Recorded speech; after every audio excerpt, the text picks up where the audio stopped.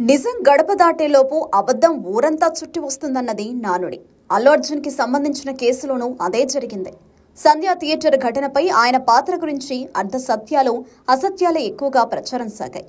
అసలు వాస్తవాలు ఇప్పుడు క్రమంగా బయటపడుతున్నాయి. ఒక్కొక్కరుగా గొంతు విప్పే పరిస్థితి వస్తోంది.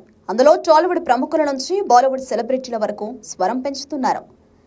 AP deputy CM Pawan Kalyan కూడా స్పందించారు. అల్లు అర్జున్ ను ఏకపక్షంగా నిందించడం తగదంటూ వ్యాఖ్యానించారు. ఆయనే దోషి అన్నట్టుగా చిత్రీకరించడం తగదన్నారు. ఒక వ్యక్తికి ఆపాదించే ప్రయత్నం సరికాదన్నారు. అదే సమయంలో బాలీవుడ్ నిర్మాత బోనీ కపూర్ కూడా అదే రీతిలో వ్యాఖ్యానించారు. సినిమా అంటే హీరోకే సంబంధం అన్నట్టుగా ప్రత్యక్ష ప్రమేయం లేని ఘటనలో అల్లు అర్జున్ ను వేధించారన్నట్టుగా మాట్లాడారు. తాజాగా ఎన్హెచ్ఆర్సీ కూడా కదిలింది. తెలంగాణ డీజీపీ సిటీ కమిషనర్కు నోటీసులు జారీ చేసింది. పోలీసుల వైఫల్యాన్ని ప్రశ్నించింది. లాఠీ చార్జ్ చేసిన తీరు మీద ఆగ్రహించింది. నోటీసులకు 4 వారాల్లో సమాధానాలు ఇవ్వాలని ఆదేశించింది.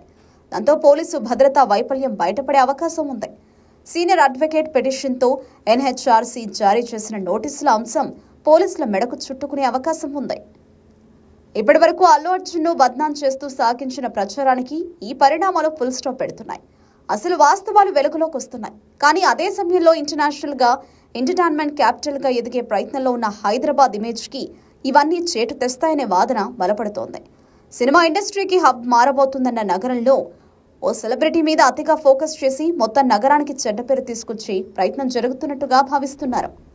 అల్లు అర్జున్ ప్రత్యక్షంగా ప్రమేయం లేకపోయినా కేసుని ఆయన మెడకు చుట్టాలన్న యత్నంలో మొత్తం టాలీవుడ్ లోనే అలజడి రాజేసిన తీరును ప్రస్తావిస్తున్నారు. ఇలాంటి చర్యలు శ్రేయస్కరం కాదని, ప్రస్తుత పరిణామాలు తేటతెల్లం చేస్తున్న తరుణంలో యంత్రాంగం తీరు మార్చుకోవాల్సిన అవసరాన్ని చాటుతోంది.